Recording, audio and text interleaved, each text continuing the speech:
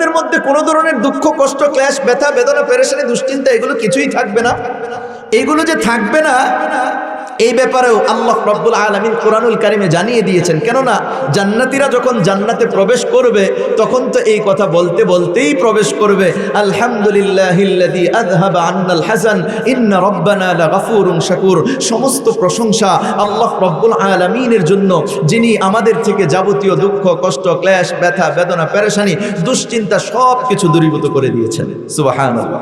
তাহলে জান্নাতে গেলে আমি পরিপূর্ণ সফলতা অর্জন করতে পারবো, অন্য কোথাও দুনিয়াতে এই সফলতা অর্জন করা সম্ভব নয়। তাহলে চলেন আমরা একটু জান্নাতে কি ধরনের নাজ নিয়ামত পাবো তা একটু আপনাদেরকে শোনাই। শুনতে রাজি আছেন? হযরতে আবু হুরায়রা রাদিয়াল্লাহু তাআলা আনহু নবীজিকে বললেন, ইয়া রাসূলুল্লাহ, ইয়া হাবিবাল্লাহ, জান্নাত কিসের তৈরি, কি দ্বারা জান্নাত তৈরি করা হয়েছে একটু বর্ণনা যদি দিতেন। নবীজি বললেন, জান্নাতের একটা ইট হলো স্বর্ণের, আরেকটা ইট হলো রূপার। আর জান্নাতের যে প্লাস্টার করা হয়েছে, প্রলেপ দেওয়া হয়েছে, এটা হলো মেশকে আম্বরের। জান্নাতের মাটি হবে জাফরানের, আর কঙ্করগুলো হবে মুক্তা ও ইয়াকুত পাথরের। এরপরে জান্নাতে যাকে একবার প্রবেশ করানো হবে সে সর্বপ্রকার নাজ নিয়ামত ভোগ করতে থাকবে, কোনো ধরনের নিয়ামত থেকে তাকে বঞ্চিত করা হবে না। জান্নাতে যখন একজন ব্যক্তি প্রবেশ করবে তাকে এমন যৌবন দান করা হবে যার পরে আর কোনোদিন বার্ধক্য আসবে না। জান্নাতে যেই কাপড়টা পরিধান করানো হবে এটা আর কোনোদিন পুরাতন হবে না। এরপরেও আবু হুরায়রা রাদিয়াল্লাহু তাআলা আনহু আরো বর্ণনা করেন, নবীজি বলেছেন, জান্নাতের মধ্যে একটা গাছ আছে, যেই গাছের ছায়ায় যদি কোনো ঘোড়সওয়ার ব্যক্তি, যে সবচাইতে ভালো ঘোড়া দৌড়াইতে পারে, এরকম ঘোড়সওয়ার ব্যক্তি যদি ওই গাছের ছায়ায় 100 বছর পর্যন্ত ঘোড়া দৌড়ায় তারপরেও সেই ছায়া অতিক্রান্ত করতে পারবে না। ইচ্ছা হলে তুমি পড়ে নিতে পারো কোরআনুল কারীমের ওই আয়াতটি, ওয়াজিল্লিম মামদুদ, জান্নাতীরা বিস্তৃত ছায়ার নিচে থাকবে। হাদিস শরীফে, হাদিসে কুদসির মাঝে আল্লাহ তাআলা বলেন, আ'আদাতু লিইবাদিয়াস সালিহিন, আমি আমার নেক বান্দাদের জন্য এমন জান্নাত বানিয়ে রেখেছি, মালা আইনুন রাআত, এমন কোন চক্ষু নাই যা তা দেখেছে, ওয়ালা উযুনুন সামিআত, এমন কোন কান নাই যা তা শ্রবণ করেছে, ওয়ালা খাতারা আলা কলবি বাশার, আর এমন কোন অন্তর নাই যা তা কল্পনা করতে পারে। ইচ্ছা হলে তুমি পড়ে নিতে পারো, ফালা তা'লামু নাফসুম মা উখফিয়া লাহুম মিন কুররাতি আ'য়ুন জাযাআম বিমা কানু ইয়ামালুন। তাদের নেক আমলের বিনিময়ে রব্বুল আলামিন তাদের জন্য কত নয়ন প্রীতিকর জিনিস গোপন করে রেখেছেন, কেউ তাও জানেও না। সুবহানাল্লাহ। জান্নাতের 1 হাত জায়গা অথবা অর্ধ হাত জায়গা দুনিয়া এবং দুনিয়ার মধ্যে যা কিছু আছে তার থেকে উত্তম। ইচ্ছা হলে তুমি পড়ে নিতে পারো, ফামান যুহজিহা আনিন নার ওয়া উদখিলাল জান্নাতা ফাকাদ ফাজ। যখন জাহান্নাম থেকে কোনো ব্যক্তিকে মুক্ত করে জান্নাতে প্রবেশ করানো হবে সে তো সফল কাম হয়ে যাবে। জান্নাতের গাছের গোড়াগুলো থাকবে উপরের দিকে, ফলগুলো নিচের দিকে ঝুলন্ত অবস্থায় থাকবে। কোনো বান্দা যদি চিন্তা করে আমি দাঁড়িয়ে দাঁড়িয়ে খাবো, তাতেও কষ্ট হবে না, তার মুখের কাছে ফল চলে আসবে। কোনো বান্দা যদি চিন্তা করে আমি বসে বসে খাবো, তাতেও কোনো কষ্ট হবে না, এরপরেও তার মুখের কাছে চলে আসবে। কোনো বান্দা যদি চিন্তা করে আমি শুয়ে শুয়ে খাবো, তাতেও কোনো কষ্ট হবে না। ইচ্ছা হলে তুমি কোরআনুল কারীমের আয়াতটা তিলাওয়াত করে নিতে পারো, ওয়াদানিয়াতুন আলাইহিম যিলালুহা ওয়া যুল্লিলাত কুতুফুহা তাদলিলা। জান্নাতীদের জন্য এই ফলগুলো নিচের দিকে নিবিড়ভাবে ঝুলিয়ে দেওয়া হবে। সুবহানাল্লাহ। হযরত আব্দুল্লাহ ইবনে আব্বাস রাদিয়াল্লাহু তাআলা আনহু থেকে বর্ণিত, জান্নাতে একজন হুর আছে, তার নাম হলো লু'বা। বলেন কি নাম? বলেন সকলে, যুবক একটু খেয়াল করো। জান্নাতের একজন হুর আছে যার নাম কি? লু'বা। এই লু'বা নামক হুরকে আল্লাহ তাআলা 4টা জিনিসের সংমিশ্রণে সৃষ্টি করেছেন, মেশক, আম্বর, কার্পুর, জাফরান। এরপর এর খামিরা তৈরি করেছেন আবে হায়াত দ্বারা। আবে হায়াত ওই পানিকে বলা হয় যেই পানি কোনো ব্যক্তি যদি একবার পান করে মৃত্যু তাকে আর দ্বিতীয়বার স্পর্শ করবে না। এই আবে হায়াত দ্বারা খামিরা তৈরি করার পরে আল্লাহ তাআলা বলেছেন, হও তুমি হয়ে যাও, ফায়াকুন, সাথে সাথে সে হয়ে গিয়েছে। আর এই হুরের সৌন্দর্য এত বেশি থাকবে, অন্য হুরেরা পর্যন্ত তার প্রতি আকৃষ্ট থাকবে। এই হুরের ব্যাপারে বর্ণিত আছে যে এই হুরের মুখের লালা বা থুতু যদি জমিনের এই লবণাক্ত সমুদ্রের পানির মধ্যে পড়ে যাইত, তাহলে ওই সমুদ্রের পানি পর্যন্ত মিঠা হয়ে যেত।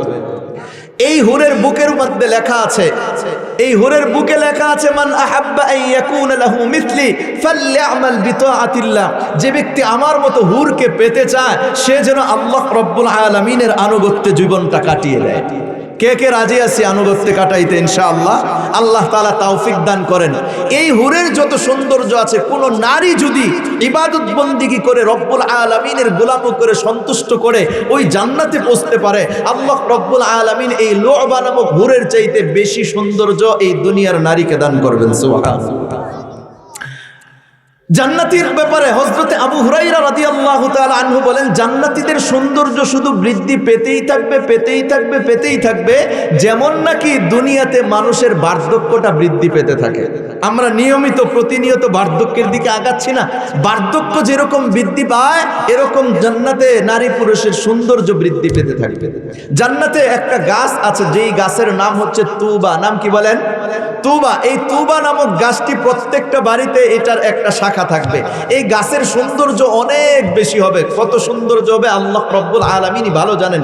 এই গাছের মধ্যে যেই ফল আল্লাহ তাআলা দান করবেন, এই ফলের মধ্যে সর্বপ্রকার ফলের স্বাদ দান করে দিবেন।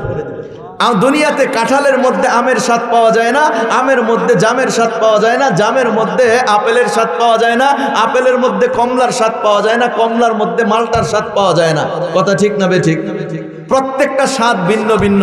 কিন্তু এই তুবা নামক গাছের মধ্যে রব্বুল আলামিন জান্নাতীদের জন্য যেই ফল দান করবেন, এই ফলের মধ্যে সর্বপ্রকার ফলের স্বাদ দান করে দিবেন। বান্দা কামড় দিবে, এক এক কামড়ে এক এক ধরনের মজা পাইতে থাকবে। সুবহানাল্লাহ। আলহামদুলিল্লাহ আলহামদুলিল্লাহিল্লাযী লা ইউরজা লিকাশফিশ শাদাইদি ইল্লাহু ولا يدعى لرفع المكائد إلا هو وما مراد العاشقين في الدارين إلا هو وما مطلوب الواصلين في الكونين إلا هو المخلوق كلهم ضعفاء لا قوي إلا هو والناس كلهم فقراء لا غني إلا هو لا واجد ولا ماجد إلا هو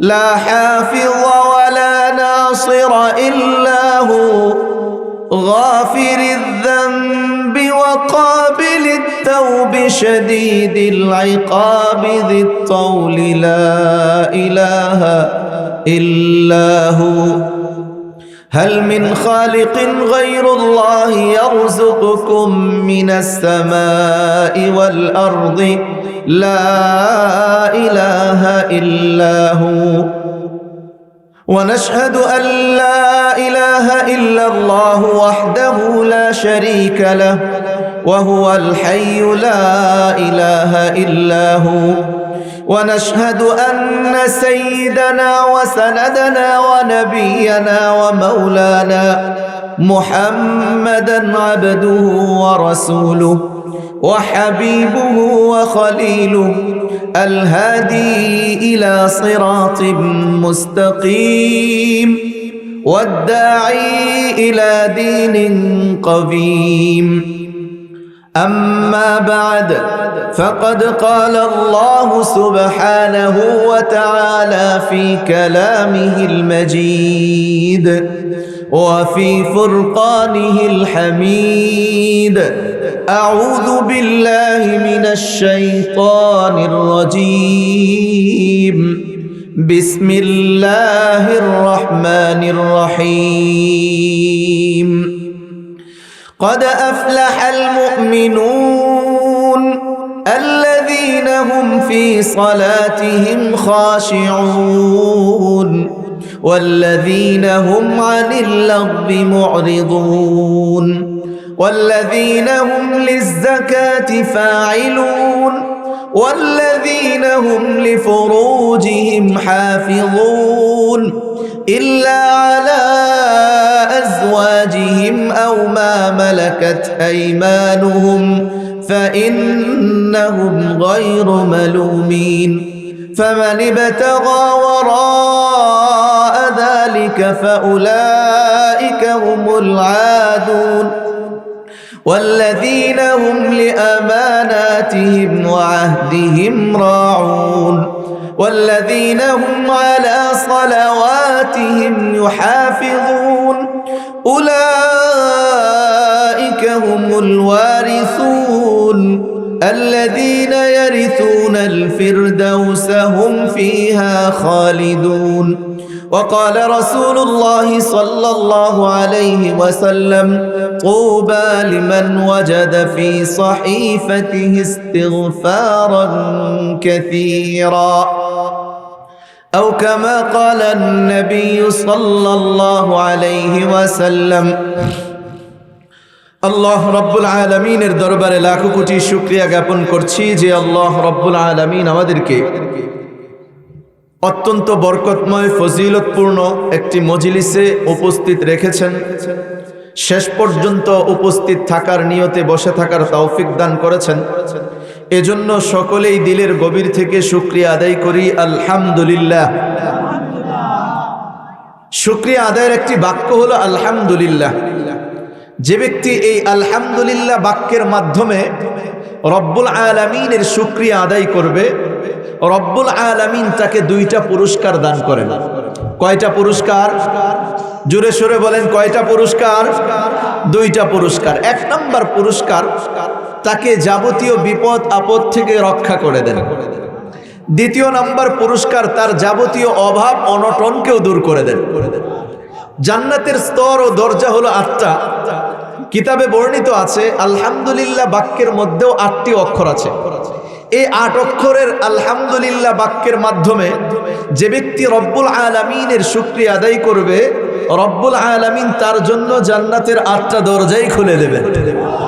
এজন্য যখনই নিয়ামত প্রাপ্ত হব, সাথে সাথে রব্বুল আলামিনের শুকরিয়া আদায় করব। কার কার পাক্কা নিয়ত আছে ইনশাআল্লাহ? বেশির থেকে বেশি শুকরিয়া আদায় করবো তো ইনশাআল্লাহ। আল্লাহ রব্বুল আলামিন আমাদেরকে তৌফিক দান করেন, সকলেই বলি আমিন। আমি কোরআনুল কারীমের 114টি সূরার মধ্য থেকে একটি সূরার নাম হলো সূরাতুল মুমিনুন, যার অবস্থান 18 নম্বর পারার একেবারে শুরুতেই। এই সূরাতুল মুমিনুনের প্রথম কয়েকটি আয়াত আপনাদের সামনে তিলাওয়াত করেছি। যে প্রথম কয়েকটি আয়াত আপনাদের সামনে তিলাওয়াত করেছি, এই আয়াতগুলোকে সামনে রেখে এবং নবীজির অসংখ্য অগণিত হাদিস থেকে একটি হাদিস আপনাদের সামনে তিলাওয়াত করেছি। এই হাদিসকে সামনে রেখে ইনশাআল্লাহ কিছু আলোচনা করার ইচ্ছা পোষণ করেছি। দোয়ার দরখাস্ত, আল্লাহ রব্বুল আলামিন যেই কথাগুলো আমার জবান থেকে বের করেন, সর্বপ্রথম আমাকে বোঝার এবং আমল করার তৌফিক দান করেন, পাশাপাশি আপনাদেরকেও বোঝার এবং আমল করার তৌফিক দান করেন। যেহেতু আজকে আমরা কোরআনুল কারীমের ব্যাখ্যা, বিশ্লেষণ, তাফসির শুনবো, সেই হিসাবে কোরআন সম্পর্কে 2-4টি কথা আমাদের জেনে নেওয়া দরকার। এই কোরআনুল কারীম এমন একটি গ্রন্থ, যেই গ্রন্থটি আসমানি সমস্ত গ্রন্থের মধ্যে সর্বশ্রেষ্ঠ গ্রন্থ, সুবহানাল্লাহ। আর এই গ্রন্থটি 1400 বছর আগে নাজিল হয়েছে। এই নাজিল হওয়ার পর থেকে এখনো পর্যন্ত 1400 বছরের বেশি অতিক্রান্ত হয়ে গেছে সময়। এখনো পর্যন্ত এই কোরআনুল কারীমের কোনো পরিবর্ধন, সংযোজন, বিয়োজন কেউ করতে পারে না এবং কিয়ামত পর্যন্ত কেউ করতেও পারবে না। এমনকি কোরআনুল কারীমের অনুরূপ কোনো রচনা কেউ এখনো পর্যন্ত লিখতেও পারে নাই। আল্লাহ রব্বুল আলামিন সরাসরি চ্যালেঞ্জ ছুড়ে দিয়েছিলেন নবীজি সাল্লাল্লাহু আলাইহি ওয়াসাল্লামের মাধ্যমে। জানিয়ে দিয়েছিলেন, কুল, হে নবী আপনি জানিয়ে দিন, বলে দিন, লা ইন ইজতামাতিল ইনসু ওয়াল জিন্নু আলা আন ইয়াতু বিমিথলি হাদাল কুরআন লা ইয়াতুনা বিমিথলিহি ওয়ালাউ কানা বা'দুহুম লিবা'দিন যাহিরা। যদি সমস্ত মানুষ এবং সমস্ত জিন মিলে এই কোরআনের অনুরূপ রচনা করতে চায়, এমনকি এই ক্ষেত্রে যদি একে অপরের সহযোগীও হয়, তারপরেও এই কোরআনের অনুরূপ রচনা করতে সক্ষম হবে না। শুধু কোরআনের অনুরূপ রচনা তো দূরের কথা, কোরআনুল কারীমের সবচেয়ে যে ছোট্ট সূরাটি আছে, এরকম একটা সূরাও কেউ রচনা করতে সক্ষম হবে না। আল্লাহ রব্বুল আলামিন সূরা বাকারার শুরুতেই ইরশাদ করেছেন, ওয়া ইন কুনতুম ফি রাইবিন মিম্মা নাযালনা আলা আবদিনা ফাতু বিসূরাতিন মিন মিথলি। আমি আমার বান্দার উপর যা নাজিল করেছি এই ব্যাপারে যদি তোমাদের কারো কোনো সন্দেহ হয় তো ফাতু বিসূরাতিন মিন মিথলি, তাহলে কোরআনুল কারীমের ছোট্ট সূরার মতো একটি সূরা তোমরা রচনা করে নিয়ে আসো। ওয়াদউ শুহাদাআকুম মিন দুনিল্লাহ ইন কুনতুম সাদিকিন। আর এই ক্ষেত্রে তোমরা আল্লাহ ছাড়া তোমাদের যত সাহায্যকারী আছে সকল সাহায্যকারীকে তোমরা নিয়ে আসতে পারো। ফাইল্লাম তাফআলু, যদি তোমরা না পারো, রচনা করতে না পারো, ওয়ালান তাফআলু, অবশ্যই তোমরা পারবে না, ফাত্তাকুন নারাল্লাতী ওয়াকুদুহান নাস ওয়াল হিজারা, সুতরাং তোমরা ওই আগুনকে ভয় করো যার ইন্ধন হবে মানুষ এবং পাথর। উইদ্দাত লিল মুত্তাকিন, যা কাফেরদের জন্য প্রস্তুত করা হয়েছে। এই কোরআনুল কারীম 1400 বছর আগে নাজিল হয়েছে। এখনো পর্যন্ত কোরআনুল কারীমের প্রত্যেকটা জের জবর নক্তা পেশ যাবতীয় সব কিছুই আগের অবস্থাতেই বিদ্যমান আছে। এখনো পর্যন্ত এই অবস্থার কোনো পরিবর্তন কেউ করতে পারে নাই, কিয়ামত পর্যন্ত পারবে না। কেন পারবে না? আপনি কোরআনুল কারীমটা হাতে নেবেন, দেখবেন কপালের ভিতরে কোরআনুল কারীমের উপরেই লেখা আছে ইন্নাহু লাকুরআনুন কারীম। আপনি কোরআনুল কারীম খুলবেন, দেখবেন শুরুতেই লেখা আছে যালিকাল কিতাব লা রাইবা ফি। আপনি কোরআনুল কারীম শেষের দিকে খুলবেন, দেখবেন লেখা আছে তানজিলুম মির রাব্বিল আলামিন। আপনি কোরআনুল কারীম মাঝের দিকে খুলবেন, দেখবেন লেখা আছে ইন্না নাহনু নাযালনা যিকরা ওয়া ইন্না লাহু লাহাফিজুন। প্রথম আয়াতের অর্থ হলো এটি মহাগ্রন্থ পবিত্র আল কোরআন। দ্বিতীয় আয়াতের অর্থ এই গ্রন্থের মধ্যে কোনো সন্দেহ নাই। তৃতীয় আয়াতের অর্থ হলো এটি জগৎসমূহের প্রতিপালক আল্লাহ রাব্বুল আলামিনের পক্ষ থেকে নাজিলকৃত। চতুর্থ আয়াতের অর্থ এই গ্রন্থ আমি আল্লাহ নাজিল করেছি, এর হেফাজতের জিম্মাদার আমি আল্লাহ। সুবহানাল্লাহ। সুতরাং সেই কোরআনুল কারীম যার হেফাজতের জিম্মাদার স্বয়ং আল্লাহ রাব্বুল আলামিন, সেই কোরআনুল কারীমের সূরাতুল মুমিনুনের প্রথম কয়েকটি আয়াত আপনাদের সামনে তিলাওয়াত করেছি। এর কিছু ব্যাখ্যা বিশ্লেষণ আপনাদের সামনে পেশ করার ইচ্ছা পোষণ করেছি। আল্লাহ রাব্বুল আলামিন উত্তম কথাগুলো আমার জন্য উপকারী, আপনাদের জন্য উপকারী কথাগুলো আমার জবান থেকে বের করে দেন। সকলেই বলি আমিন। এই যে আয়াতগুলো আপনাদের সামনে তিলাওয়াত করেছি, এই আয়াতের একটি শানে নুজুল আছে। মুসনাদে আহমদ নামক একটি গ্রন্থ আছে, কিতাব আছে হাদিসের। এই গ্রন্থের মধ্যে উল্লেখ আছে রাসূল কারীম সাল্লাল্লাহু আলাইহি ওয়াসাল্লামের উপর যখন ওহী নাজিল হইতো, হযরতে ওমর ফারুক রাদিয়াল্লাহু তাআলা আনহু থেকে বর্ণিত, তিনি বলেন রাসূল কারীম সাল্লাল্লাহু আলাইহি ওয়াসাল্লামের উপর একদা ওহী নাজিল হইতেছিল। ওহী নাজিলের অনেকগুলো ধরন আছে। নবীজি সাল্লাল্লাহু আলাইহি ওয়াসাল্লামের উপর ওহী নাজিলের একটি ধরন হলো তিনি স্বপ্ন যুগে ওহী পেয়েছেন। ওহী নাজিলের আরেকটি ধরন হইল হযরতে জিবরিল আমিন আলাইহিস সালাতু ওয়াস সালাম তার যে নিজস্ব আকৃতি আছে সেই আকৃতিতে ওহী নিয়ে এসেছেন। ওহী নাজিলের আরেকটি ধরন হইল হযরতে জিবরিল আমিন আলাইহিস সালাতু ওয়াস সালাম মানুষের সুরতে ওহী নিয়ে আসতেন। আর যখন মানুষের সুরতে ওহী নিয়ে আসতেন তো বেশিরভাগ সময় দেহিয়াতুল কলবি রাদিয়াল্লাহু তাআলা আনহুর সুরতে আসতেন। ওহী নাজিলের আরেকটি ধরন হইল যখন সরাসরি আল্লাহ রাব্বুল আলামিন নবীজি সাল্লাল্লাহু আলাইহি ওয়াসাল্লামকে ওহী দান করেছেন, যেটা মেরাজের রজনীতে হয়েছে। ওহী নাজিলের আরেকটি ধরন হলো ঘণ্টা ধ্বনির ন্যায় ওহী যখন নাজিল হইতো তো ঘণ্টা ধ্বনির ন্যায় আওয়াজ হইতো। নবীজি বলেন এইভাবে ওহী নাজিল হওয়াটা আমার উপর অত্যাধিক কঠিন ছিল। ওহী নাজিলের আরেকটি ধরন হলো ওহী যখন নাজিল হইতো তো মৌমাছির গুঞ্জরণের ন্যায় আওয়াজ হইতো। আপনারা মৌমাছির বাসা যেখানে আছে সেখানে যদি কখনো যেয়ে থাকেন দেখবেন ওইখানে সর্ব অবস্থায় মৌমাছি যে উড়াউড়ি করে এক ধরনের গুঞ্জরণ হইতে থাকে, আওয়াজ হইতে থাকে। তো ওহী নাজিল হইতে চাইলে হইতো যখন তখন এই মৌমাছির গুঞ্জরণের ন্যায় আওয়াজ হইতো। হযরতে ওমর ফারুক রাদিয়াল্লাহু তাআলা আনহু বলেন একদা আমরা লক্ষ্য করলাম যে মৌমাছির গুঞ্জরণের ন্যায় আওয়াজ হইতেছে। তার মানে আমরা উপলব্ধি করলাম যে এখন নবীজির উপর ওহী নাজিল হচ্ছে। আমরা সদ্যপ্রাপ্ত ওহী শ্রবণের উদ্দেশ্যে, অর্থাৎ এখন যে ওহীটা নাজিল হচ্ছে এইখন কি নাজিল হইল এইগুলো শ্রবণের উদ্দেশ্যে নবীজির পাশে বসে গেলাম। নবীজি সাল্লাল্লাহু আলাইহি ওয়াসাল্লামের উপর ওহী নাজিলের এই বিশেষ ধরন তথা মৌমাছির গুঞ্জরণের ন্যায় আওয়াজটা সমাপ্ত হয়েছে। সমাপ্ত হওয়ার পরে নবীজি সাল্লাল্লাহু আলাইহি ওয়াসাল্লাম কিবলামুখী হয়ে বসে গেলেন। এরপরে দোয়া করলেন আল্লাহুম্মা জিদনা ওয়া লা তানকুসনা ওয়া আকরিমনা ওয়া লা তুহিননা ওয়া আতিনা ওয়া লা তাহরিমনা ওয়া আতিরনা ওয়া লা তু'তির আলাইনা ওয়ারদ আন্না ওয়ারদিনা। দোয়া করলেন আল্লাহুম্মা জিদনা ওয়া লা তানকুসনা, হে আল্লাহ আপনি আমাদেরকে বেশি বেশি দান করেন, কম দিয়েন না। আল্লাহুম্মা জিদনা ওয়া লা তানকুসনা ওয়া আকরিমনা ওয়া লা তুহিন্না, আপনি আমাদেরকে সম্মানিত করেন, আমাদেরকে লাঞ্ছিত আর অপমানিত করিয়েন না। ওয়া আতিনা ওয়া লা তাহরিমনা, আপনি আমাদেরকে দান করেন, আমাদেরকে বঞ্চিত করিয়েন না। ওয়া আথিরনা ওয়া লা তু'থির আলাইনা, আপনি অন্যদের উপর আমাদেরকে অগ্রাধিকার দিয়েন না, আমাদেরকে অন্যদের উপর অগ্রাধিকার দান করুন। এরপরে দোয়া করেছেন ওয়ারদা আন্না ওয়ারদিনা, হে আল্লাহ আপনি আমাদের প্রতি সন্তুষ্ট হয়ে যান এবং আপনার সন্তুষ্টিতে আমাদেরকে সন্তুষ্ট করেন। এরপর নবীজি সাল্লাল্লাহু আলাইহি ওয়াসাল্লাম সাহাবায়ে কেরামের দিকে ঘুরে বসে বললেন, আমার উপর এখন 10টি আয়াত নাজিল হয়েছে। যেই ব্যক্তি এই 10টি আয়াতের মধ্যে আল্লাহ রব্বুল আলামিন যেই হুকুমগুলি করেছেন, যেই বিধিবিধানগুলো দিয়েছেন, যেই দিক নির্দেশনা দিয়েছেন, এই দিক নির্দেশনা অনুযায়ী চাই সে নারী হোক চাই পুরুষ হোক, এই 10টি আয়াতের মধ্যে যেই দিক নির্দেশনা রয়েছে, এই দিক নির্দেশনা অনুযায়ী যেই ব্যক্তি জীবন পরিচালিত করবে, রব্বুল আলামিন তাকে সরাসরি জান্নাতে পৌঁছায় দিবেন। সুবহানাল্লাহ। ওই 10টি আয়াতই আপনাদের মাঝে আমি তিলাওয়াত করেছি। যেই 10টি আয়াতের বিধিবিধান, যেই 10টি আয়াতের আলোচনা, যেই 10টি আয়াতের হুকুম আহকাম দিক নির্দেশনা আল্লাহ রব্বুল আলামিন দিয়েছেন, আর ওই দিক নির্দেশনা অনুযায়ী জীবন পরিচালিত করলে রব্বুল আলামিন জান্নাত দান করবেন। বলেন তো এই আলোচনা আমাদের জন্য শ্রবণ করা দরকার আছে না নাই? কে কে মনে করেন? মনোযোগ সহকারে শুনবেন তো ইনশাআল্লাহ। চলেন সর্বপ্রথম আমি এই আয়াতগুলোর একটু তরজমা জেনে আসি।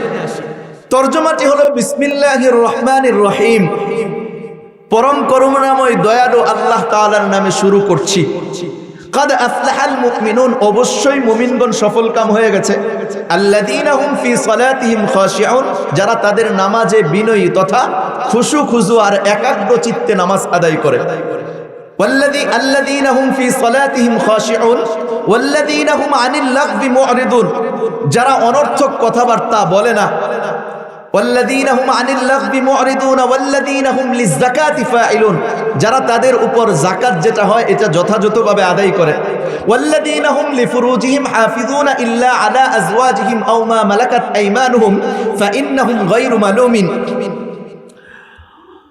এই দুইটি আয়াতের মাফহুম অর্থ হইল, যারা নিজেদের স্ত্রী ব্যতীত অন্য সকল জায়গায় নিজেদের লজ্জাস্থানকে হেফাজত করে। ফামান ইবতাগা ওয়ারাআ যালিকা ফাউলাইকা হুমুল আদুন, যারা নিজেদের স্ত্রী ছাড়া অন্য কোনো নারীকে অথবা কোনো নারী অন্য কোনো পুরুষকে কামনা করবে, সেই ব্যক্তি হবে সীমালঙ্ঘনকারী, তারা সীমালঙ্ঘনকারী হবে। ওয়াল্লাযীনা হুম লিআমানাতিহিম ওয়া আহদিহিম রাউন, যারা আমানত আদায় করে, কোন জিনিস আমানত রাখা হইলে এটা যথাযথভাবে রক্ষা করে। ওয়া আহদিহিম রাউন, এবং কৃত ওয়াদাও রক্ষা করে। ওয়াল্লাযীনা হুম আলা সালাওয়াতিহিম ইউহাফিজুন, এবং যারা যথাসময়ে নামাজ আদায় করে, নামাজের হেফাজত করে। একটা হলো গুরুত্বর সাথে খুশু খুজুর সাথে একাগ্র চিত্তে নামাজ আদায় করা, আরেকটা হলো সময় মতো নামাজ আদায় করা। সময় মতো নামাজ কিরকম? ফজরের নামাজ ফজরের ওয়াক্তে আদায় করা, জোহরের নামাজ জোহরের ওয়াক্তে আদায় করা, মাগরিবের নামাজ মাগরিবের ওয়াক্তে আদায় করা, আসরের নামাজ আসরের ওয়াক্তে আদায় করা, মাগরিবের নামাজ মাগরিবের ওয়াক্তে আদায় করা, এশার নামাজ এশার ওয়াক্তে আদায় করা, বেতরের নামাজ বেতরের ওয়াক্তে আদায় করা। এই যথাসময়ে যে ব্যক্তি নামাজ আদায় করবে, হাদিসে কুদসির মাঝে আল্লাহ রব্বুল আলামিন বলেন, ইন্নী ইফতারাতু আলা উম্মতিকা খামসা সালাওয়াত, আমি আপনার উম্মতের উপর 5 ওয়াক্ত নামাজকে ফরজ করেছি। ওয়া আহিদতু ইনদি আহদান, আর নিজের উপর এই জিম্মাদারি নিয়েছি, আন্নাহু মান হাফাযা আলাইহিন্না লিওয়াক্তিহিন্না আদখালতুহুল জান্নাহ, যে ব্যক্তি গুরুত্ব ইহতিমামের সাথে এই 5 ওয়াক্ত নামাজকে আদায় করবে, আমি নিজ জিম্মায় তাকে জান্নাতে পৌঁছায় দেব। তাহলে আয়াতের অর্থ পাইলাম, ওয়াল্লাযীনা হুম আলা সালাওয়াতিহিম ইউহাফিজুন, যারা যথাসময়ে গুরুত্বের সাথে ইহতিমামের সাথে নামাজ আদায় করে। উলাইকা হুমুল ওয়ারিসুন আল্লাযীনা ইয়ারিসুনাল ফিরদাউসা হুম ফিহা খালিদুন, তারাই হলো উত্তরাধিকারী কিসের? জান্নাতুল ফিরদাউসের। কিসের বলেন? জান্নাতুল ফিরদাউসের। হুম ফিহা খালিদুন, তারা সেখানে চিরস্থায়ীভাবে থাকবে। এই গেল আয়াতের তরজমা বা আয়াতের অর্থ। এখন চলেন আমরা একটু ব্যাখ্যা বিশ্লেষণে চলে যাই। ব্যাখ্যা বিশ্লেষণের ক্ষেত্রে লক্ষণীয় বিষয়, আল্লাহ রব্বুল আলামিন বলেন, কাদ আফলাহাল মুমিনুন, অবশ্যই মুমিনগণ সফলকাম হয়ে গেছে। তাহলে মুমিন কারা এই সম্পর্কে আলোচনা পরে করি, আগে জেনে আসি কাদ আফলাহা, সফলকাম হয়ে গেছে, সফলতা কাকে বলে? মুমিন কারা সংক্ষিপ্ত আকারে শুধুমাত্র এতটুকু বুঝেন, যেই ব্যক্তি আল্লাহ রব্বুল আলামিনের প্রতি পরিপূর্ণ বিশ্বাস স্থাপন করে, নবীজির প্রতি বিশ্বাস স্থাপন করে, সমস্ত আসমানি কিতাবের উপর বিশ্বাস স্থাপন করে, সমস্ত নবীগণের উপর বিশ্বাস স্থাপন করে, সমস্ত ফেরেশতাদের উপর বিশ্বাস স্থাপন করে। মোট কথা আল্লাহ রব্বুল আলামিন এবং নবীজি সাল্লাল্লাহু আলাইহি ওয়াসাল্লাম যে সমস্ত বিষয়ে বিশ্বাস স্থাপন করতে বলেছেন, যে ব্যক্তি এই বিশ্বাস স্থাপন করা বিষয়গুলো বিনা বাক্য ব্যয়ে নিঃসন্দেহে কোনো ধরনের সন্দেহ পোষণ ছাড়া বিশ্বাস স্থাপন করে এবং মেনে নেয়, ওই ব্যক্তিকে মুমিন বলা হয়। এতটুকু পরিচয় আপাতত রাখেন। এরপরে আসেন কাদ আফলাহা। কাদ একটা শব্দ, আফলাহা আর একটা শব্দ। কাদ এটা আমাদের বাংলা ভাষায় যদি আমরা বলি তাহলে আপনাদের বোঝার জন্য সহজ হবে। আমাদের কথার মধ্যে কোনো কোনো সময় এমন কিছু শব্দ আমরা ব্যবহার করি যেগুলো গুরুত্বের জন্য ব্যবহার করা হয়, গুরুত্ব বোঝানোর জন্য। যেমন আপনাকে যদি আমি বলি ভাই এইভাবে বলি অবশ্যই আপনি এই কাজটা করবেন না, বা এই কাজটা আপনি কখনোই করবেন না, তাহলে একটা কথা হলো আপনি এই কাজটি করবেন, আরেকটা কথা হলো আপনি অবশ্যই করবেন। কোনটা গুরুত্বপূর্ণ? অবশ্যই করবেন। বাংলা ভাষায় যে সমস্ত শব্দ দ্বারা গুরুত্ব বোঝানো হয়, আরবিতেও এরকম কিছু শব্দ আছে যে শব্দগুলো দ্বারা গুরুত্ব বোঝানো হয়। তাহলে আল্লাহ রব্বুল আলামিন বলতেছেন কাদ আফলাহা, অবশ্যই সফল কাম হয়ে গেছে। সফলতা কি জিনিস এটা আগে একটু বুঝে নেই। সফল কাম হয়ে গেছে, যে ব্যক্তি একজন ব্যক্তি যদি সফল কাম হয় তাকে বলা হয় মুফলিহ, আর যদি একাধিক ব্যক্তি সফল কাম হয় তাকে বলা হয় মুফলিহুন। একাধিক ব্যক্তি সফল কাম হয়ে গেছে। সফলতার একটি অর্থ হলো এটা শাব্দিক যে অর্থ, এই শাব্দিক অর্থ হচ্ছে কোনো গোপন বিষয়কে প্রকাশ করে দেওয়া। সফলতার মুফলিহুন এই শব্দের শাব্দিক অর্থ যেটা, সেটা হলো কোনো গোপন বিষয় প্রকাশ করে দেওয়া। কিয়ামতের ময়দানে আল্লাহ রব্বুল আলামিন যেহেতু বান্দার নেক আমলগুলো যেগুলো গোপন, এই গোপন নেক আমলগুলো যেহেতু প্রকাশ করে দিবেন, এই কারণে এই সমস্ত ব্যক্তিদেরকে মুফলিহ বা মুফলিহুন বলা হবে। তাহলে বোঝা গেল সফল কামের শাব্দিক অর্থ হলো গোপন বিষয় প্রকাশ করে দেওয়া। পারিভাষিক অর্থ যেটা, সেটা হলো একজন মানুষের যাবতীয় যত ধরনের মনের আশা আকাঙ্ক্ষা আছে, যত ধরনের আশা আকাঙ্ক্ষা আছে, এই আশা আকাঙ্ক্ষা যা জাগবে এবং তার যত চাহিদা আছে সমস্ত চাহিদা সাথে সাথে পেয়ে যাবে। মনের মধ্যে যা আশা আকাঙ্ক্ষা জাগবে এবং যত চাহিদা আছে সমস্ত চাহিদা সাথে সাথে পেয়ে যাবে, এবং কোনো ধরনের দুঃখ কষ্ট ক্লেশ ব্যথা বেদনা পেরেশানি দুশ্চিন্তা কিছুই থাকবে না। এইটাকে বলা হয় সফলতা। তাহলে একটা বিষয় হচ্ছে যে আমি যা কিছু চাইবো সাথে সাথে পেয়ে যাব, আমার মনের মধ্যে যত আশা আকাঙ্ক্ষা আছে এগুলোও পেয়ে যাব, এবং আমার মনের মধ্যে কোনো ধরনের দুঃখ কষ্ট ক্লেশ ব্যথা বেদনা পেরেশানি দুশ্চিন্তা কিছুই থাকবে না। এটাকে বলা হয় সফলতা। এখন আপনাদেরকে আমি জিজ্ঞাসা করি, বলেন তো দেখি, পৃথিবীর বুকে এমন কোনো ব্যক্তি আছে যেই ব্যক্তি এই কথা বলবে যে আমার জীবনের যাবতীয় যত ধরনের চাহিদাগুলি আছে সব পূর্ণ হয়ে গেছে? বলতে পারবে কেউ? অথবা মনের মধ্যে যত আশা আকাঙ্ক্ষা আছে এগুলি পেয়ে গেছি? যদি কোনো ব্যক্তি এই কথা বলেও যে আমার কোনো চাওয়া পাওয়া অপূর্ণ নাই, তাহলে বলবো এই ব্যক্তির কি মনের মধ্যে দুঃখ কষ্ট ক্লেশ ব্যথা বেদনা পেরেশানি দুশ্চিন্তা কিছুই নাই? যদি বলে যে নাই, তাহলে বলবো এই ব্যক্তির মতো মিথ্যুক ব্যক্তিও পৃথিবীতে দ্বিতীয়টা নাই। কেন? যে আপনার যৌবন ধ্বংস হয়ে যাওয়ার পেরেশানি আছে না নাই? আপনার সম্পদ কামাইছেন, এই সম্পদ ধ্বংস হয়ে যাওয়ার পেরেশানি আছে না নাই? আপনার জীবন যে কোনো মুহূর্তে মৃত্যুবরণের ধার প্রান্তে পৌঁছে যাইতে পারে, পেরেশানি আছে না নাই? আপনার শারীরিক কিছু অসুস্থতা আছে, পেরেশানি আছে না নাই? পেরেশানি আছে। সুতরাং বোঝা গেল দুনিয়ার মধ্যে আল্লাহ তাআলা যেই সফলতার কথা বলতেছেন, এই সফলতা দুনিয়াতে কোনো ব্যক্তি অর্জন করতে সক্ষম হবে না। এই সফলতা একমাত্র পাওয়া যাবে এই দুনিয়ার জীবন অতিক্রান্ত করে যদি জান্নাতে পৌঁছতে পারি। তাহলে জান্নাতে পৌঁছার পরে বান্দা যা কিছু কামনা করবে সব কিছু সেখানে উপস্থিত পাবে। মানুষের সকল চাহিদা পূর্ণ হবে এবং মানুষের যত ধরনের আশা আকাঙ্ক্ষা আছে সেইগুলো ওই জান্নাতের মধ্যে পূর্ণ হবে। কেননা কোরআনুল কারিমে আল্লাহ তাআলা বলেছেন, ওয়ালাকুম ফিহা মা তাশতাহি আনফুসুকুম ওয়ালাকুম ফিহা মা তাদউন, তোমরা যা কিছু কামনা করবে সব সেখানে উপস্থিত পাইবে এবং তোমাদের দাবি দাবা যা থাকবে তাও পাইবা। একটা পর্যায়ে জান্নাতে এরকম হবে, তোমাদের কোনো চাওয়া পাওয়া থাকবে না, তোমাদের দাবি দাবাও থাকবে না, সব চাওয়া পাওয়া পূর্ণ হয়ে যাবে, সব দাবি দাবা শেষ হয়ে যাবে। রব্বুল আলামিন বলেন নুজুলাম মিন গফুরির রহিম, অতঃপর আল্লাহ তাআলা বলেন তোমাদের চাওয়া পাওয়া শেষ, তোমাদের আশা আকাঙ্ক্ষা শেষ, এখন আমি রব্বুল রব্বুল আলামিন আমার শান অনুযায়ী তোমাদেরকে দিতে থাকবে। সুবহানাল্লাহ। আর জান্নাতের মধ্যে কোনো ধরনের দুঃখ, কষ্ট, ক্লেশ, ব্যথা, বেদনা, পেরেশানি, দুশ্চিন্তা এগুলো কিছুই থাকবে না। এইগুলো যে থাকবে না এই ব্যাপারেও আল্লাহ রব্বুল আলামিন কোরআনুল কারিমে জানিয়ে দিয়েছেন। কেননা জান্নাতীরা যখন জান্নাতে প্রবেশ করবে তখন তো এই কথা বলতে বলতেই প্রবেশ করবে, আলহামদুলিল্লাহিল্লাযী আযহাবা আন্নাল হাযান ইন্না রাব্বানা লাগাফুরুন শাকুর। সমস্ত প্রশংসা আল্লাহ রব্বুল আলামিনের জন্য, যিনি আমাদের থেকে যাবতীয় দুঃখ, কষ্ট, ক্লেশ, ব্যথা, বেদনা, পেরেশানি, দুশ্চিন্তা সব কিছু দূরীভূত করে দিয়েছেন। সুবহানাল্লাহ। তাহলে জান্নাতে গেলে আমি পরিপূর্ণ সফলতা অর্জন করতে পারবো, অন্য কোথাও দুনিয়াতে এই সফলতা অর্জন করা সম্ভব নয়। তাহলে চলেন আমরা একটু জান্নাতে কি ধরনের নাজ নিয়ামত পাবো তা একটু আপনাদেরকে শোনাই। শুনতে রাজি আছেন? হযরতে আবু হুরায়রা রাদিয়াল্লাহু তাআলা আনহু নবীজিকে বললেন, ইয়া রাসূলুল্লাহ, ইয়া হাবিবাল্লাহ, জান্নাত কিসের তৈরি, কি দ্বারা জান্নাত তৈরি করা হয়েছে একটু বর্ণনা যদি দিতেন। নবীজি বললেন, জান্নাতের একটা ইট হলো স্বর্ণের, আরেকটা ইট হলো রূপার। আর জান্নাতের যে প্লাস্টার করা হয়েছে, প্রলেপ দেওয়া হয়েছে, এটা হলো মেশকে আম্বরের। জান্নাতের মাটি হবে জাফরানের, আর কঙ্করগুলো হবে মুক্তা ও ইয়াকুত পাথরের। এরপরে জান্নাতে যাকে একবার প্রবেশ করানো হবে সে সর্বপ্রকার নাজ নিয়ামত ভোগ করতে থাকবে, কোনো ধরনের নিয়ামত থেকে তাকে বঞ্চিত করা হবে না। জান্নাতে যখন একজন ব্যক্তি প্রবেশ করবে তাকে এমন যৌবন দান করা হবে যার পরে আর কোনোদিন বার্ধক্য আসবে না। জান্নাতে যেই কাপড়টা পরিধান করানো হবে এটা আর কোনোদিন পুরাতন হবে না।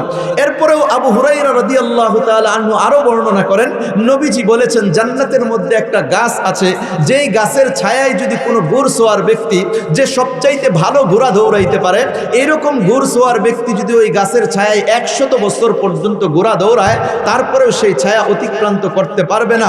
ইচ্ছা হলে তুমি পড়ে নিতে পারো কোরআনুল কারীমের ওই আয়াতটি, ওয়াজিল্লিম মামদুদ, জান্নাতীরা বিস্তৃত ছায়ার নিচে থাকবে। হাদিস শরীফে, হাদিসে কুদসির মাঝে আল্লাহ তাআলা বলেন, আ'আদাতু লিইবাদিয়াস সালিহিন, আমি আমার নেক বান্দাদের জন্য এমন জান্নাত বানিয়ে রেখেছি, মালা আইনুন রাআত, এমন কোন চক্ষু নাই যা তা দেখেছে, ওয়ালা উযুনুন সামিআত, এমন কোন কান নাই যা তা শ্রবণ করেছে, ওয়ালা খাতারা আলা কলবি বাশার, আর এমন কোন অন্তর নাই যা তা কল্পনা করতে পারে। ইচ্ছা হলে তুমি পড়ে নিতে পারো, ফালা তা'লামু নাফসুম মা উখফিয়া লাহুম মিন কুররাতি আ'য়ুন জাযাআম বিমা কানু ইয়ামালুন। তাদের নেক আমলের বিনিময়ে রব্বুল আলামিন তাদের জন্য কত নয়ন প্রীতিকর জিনিস গোপন করে রেখেছেন, কেউ তাও জানেও না। সুবহানাল্লাহ। জান্নাতের 1 হাত জায়গা অথবা অর্ধ হাত জায়গা দুনিয়া এবং দুনিয়ার মধ্যে যা কিছু আছে তার থেকে উত্তম। ইচ্ছা হলে তুমি পড়ে নিতে পারো, ফামান যুহজিহা আনিন নার ওয়া উদখিলাল জান্নাতা ফাকাদ ফাজ। যখন জাহান্নাম থেকে কোনো ব্যক্তিকে মুক্ত করে জান্নাতে প্রবেশ করানো হবে সে তো সফল কাম হয়ে যাবে।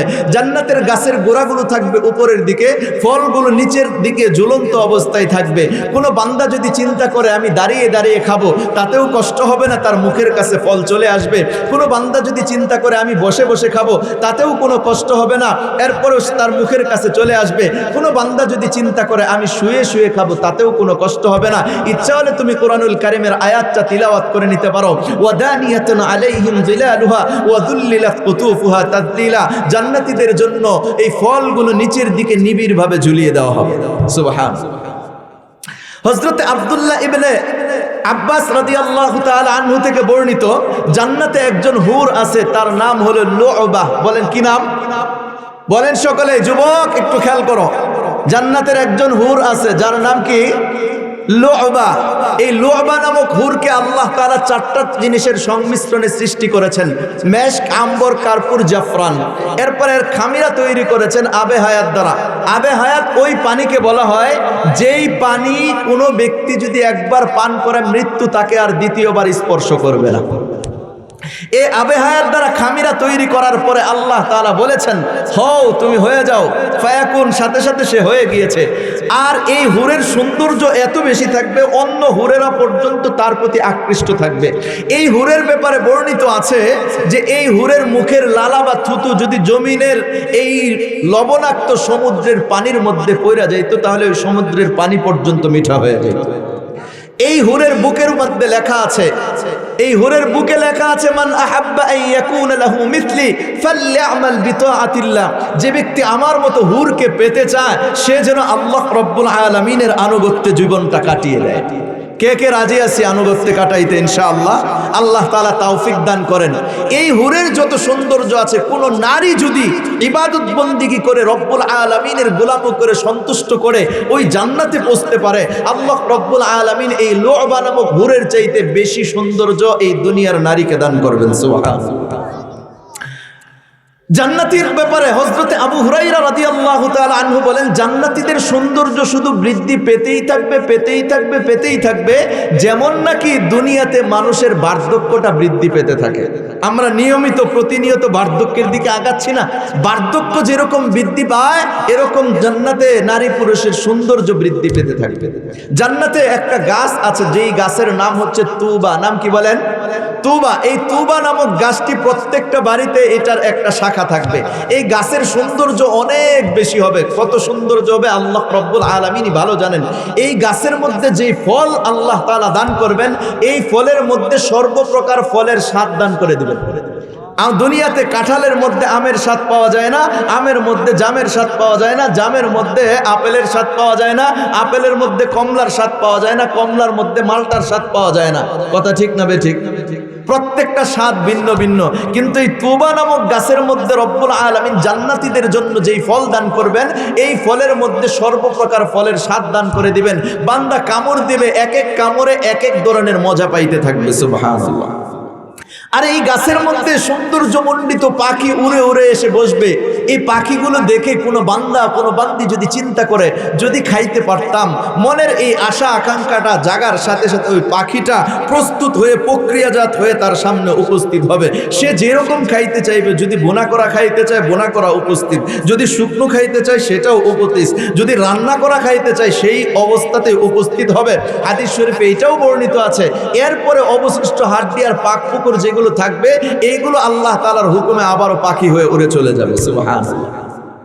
জান্নাতীদেরকে যখন আল্লাহ তাআলা দস্তরখানে বসাবেন, খানা খাওয়াবেন, মেহমানদারি করবেন, তখন খাইতে থাকবে। এমতো অবস্থায় একটা পাখি উড়ে উড়ে এসে ওই জান্নাতীদেরকে বলবে, ওহে আল্লাহর দোস্তরা, আমি কিন্তু আল্লাহ তাআলার আরশের ছায়ায় বিচরণ করেছি, সালসাবিল নামক ঝর্ণায় আমি গোসল করেছি, ওইখান থেকে পানিও পান করেছি, জান্নাতের বিভিন্ন ফল খেয়ে আমি বড় হয়েছি। তোমরা যদি কেউ খেতে চাও আমাকে, তাহলে আমি প্রস্তুত হইতে রাজি। কোনো বান্দা আর কোনো বান্দি যখন চিন্তা করবে আমি এই পাখিটা একটু খাবো, সাথে সাথে দস্তরখানে তার সামনে উপস্থিত হয়ে যাবে। সুবহানাল্লাহ। জান্নাতীদেরকে আল্লাহ রব্বুল আলামিন সাজাবেন, সজ্জিত করবেন। কিভাবে সাজাবেন শুনেন একটু বর্ণনা।